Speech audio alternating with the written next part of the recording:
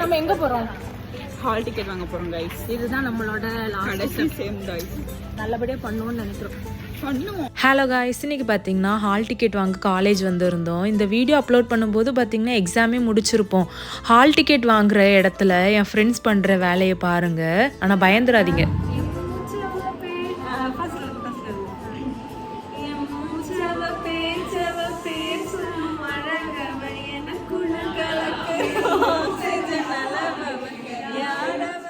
Hello guys, vlogger பெர்ஷா வந்துட்டு hall ticket வாங்க போயிருக்கா.